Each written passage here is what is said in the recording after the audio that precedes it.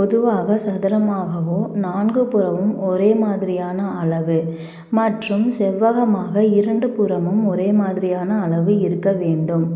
இந்த அளவுகளின் அடிப்படையில் வீடு கட்ட மனை வாங்க வேண்டும். மேற்கு கிழக்கு நீளமாக இருந்தால் அது ஆண்மனை, தெற்கு வடக்கு நீளமாக இருந்தால் அது பெண்மனை. வாஸ்து மனையடி சாஸ்திரம் பஞ்சபூத தத்துவம் நவகிரகங்களின் சரியான பார்வைகளும் இருக்கும்படி மனையை தேர்ந்தெடுக்க வேண்டும். இதன் சிறப்பு வடக்கு மற்றும் வடகிழக்கு என்று சொல்லக்கூடிய ஈசானியம் வளர்ந்திருந்தால், அதாவது அதிகமாக இருந்தால் அது நல்ல வளர்ச்சியை கொடுக்கக்கூடிய சிறப்பான மனையாகும். இதை தவிர்த்து நீங்கள் 1 ஏக்கராவில் 10,000 சதுரடியில் மிகப்பெரிய மாளிகை கட்டினாலும் இதன் அடிப்படையில் கட்டினால் மிக சிறப்பாக இருக்கும். 5,000 முதல் 2,000 ஆண்டுகளுக்கு முன் கட்டப்பட்ட பழங்கால கட்டிடக்கலையின் தனிச்சிறப்புகளை தெரிந்து கொள்வதற்கு நம் நாட்டில் உள்ள கோவில்கள் மற்றும் அரண்மனைகளை சென்று பார்த்தால் அந்த வாஸ்து மனையடி சாஸ்திரம் உங்களுக்கு புரியும். திருக்குறளை போன்று வான சாஸ்திரத்திலும் கணித சாஸ்திரத்திலும் நம் முன்னோர்கள் உலகத்திற்கே முன்னோடியாக இருந்தார்கள் என்பதற்கு கட்டிடக்கலைகளும் குறிப்புகளுமே, அதாவது ஓலைச்சுவடி நமக்கு ஆதாரமாக இருக்கிறது. மேலும் ஒழுங்கற்ற அளவுடைய, உதாரணத்திற்கு 30x50x60x40 மொத்தம் 1925 ஸ்கொயர் ஃபீட்.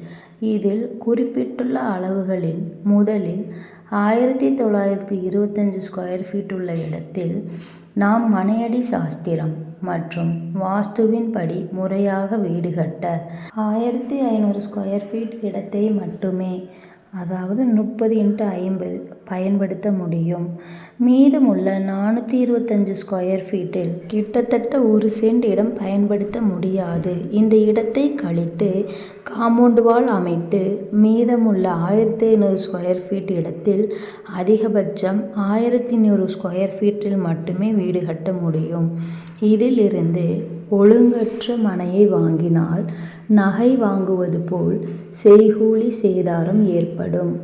ஆகவே விலை குறைவாக கிடைக்கிறது என்று ஒழுங்கற்ற மனையை வாங்கினால் நமக்கு இதுபோன்ற நஷ்டங்கள் ஏற்படும். நாம் தேர்ந்தெடுக்கும் வீட்டு மனை நமது மனையின் முன்பு இருக்கக்கூடிய ரோட்டிலிருந்து குறைந்தபட்சம் 1 அடியாவது உயரமாக இருந்தால் சிறப்பு. இதை தவிர்த்து ரோட்டிலிருந்து மிக உயரமாகவோ அல்லது குழியாகவோ பாறைகள் நிறைந்த பகுதியாக இருந்தால் நாம் பில்டிங் கட்டும் தொகையில் ஒரு கணிசமான தொகை நமக்கு செலவாகும். உதாரணத்திற்கு foundation, basement, water tank, septic tank, pillar குழி, காம்பவுண்ட் வால் போன்ற எர்த்வொர்க்கில் கிட்டத்தட்ட டோட்டல் பில்டிங் காஸ்டில் குறைந்தபட்சம் 7% 20% வரைக்கு செலவாவதற்கு வாய்ப்புள்ளது.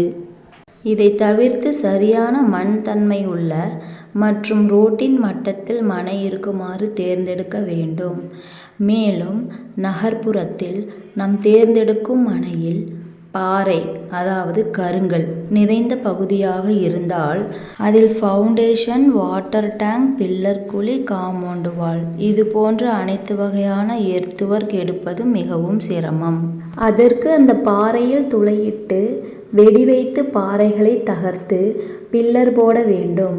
பாறைகளை உடைப்பதற்கு அரசாங்க அனுமதி பெற வேண்டும் மற்றும் அருகில் எந்த பாதிப்பு வராமல் முன் எச்சரிக்கையாக இருக்க வேண்டும், அதாவது சைட் சேஃப்டி. இதற்கு நிறைய நாட்களும் மற்றும் செலவும் அதிகமாகும். நாம் தேர்ந்தெடுக்கும் மனை களிமண் பூமியாகவோ அல்லது குழியாகவோ இருந்தால் அதை சரியான மண் கிரேவல் நிரப்ப வேண்டும். இதற்கும் ஒரு மிகப்பெரிய தொகை நாம் செலவு செய்ய வேண்டும். ஆனாலும் இயற்கையாக அமைந்த நிலப்பரப்பின் உறுதித்தன்மை போல் மற்ற வகையில் இருக்காது. அதற்காக நாம் மேலும் கட்டிடத்தின் உறுதித்தன்மையை மேம்படுத்துவதற்காக ஃபவுண்டேஷனில் ஸ்ட்ரக்சரல் ஸ்ட்ரென்திங் பண்ண வேண்டும். Example file foundation. இதற்கு அதிக காலமும் பணமும் விரயமாகும், அதாவது செலவாகும். எனவே மனை வாங்கும் போது இந்த செலவுகளை கணக்கிட்டு அதற்கு தகுந்தாற்போல் வாங்கும் மனையின் விலையை நிர்ணயிக்க வேண்டும். இல்லையென்றால் முதல் கோணல் முற்றிலும் கோணல் என்பதற்கு இணங்க அடிப்படை செலவே மிகப்பெரிய நஷ்டத்தையும் மன உளைச்சலையும் ஏற்படுத்தி சில சமயங்களில் வீடு கட்டுவதற்கு தடங்கள் ஏற்படக்கூட வாய்ப்புண்டு. ஆகவே வீட்டு மனையின் அமைப்பை அறிந்து வீடு கட்டுவதன் மூலம் மிக சிறப்பான மகிழ்ச்சியான இல்லம் அமையும்.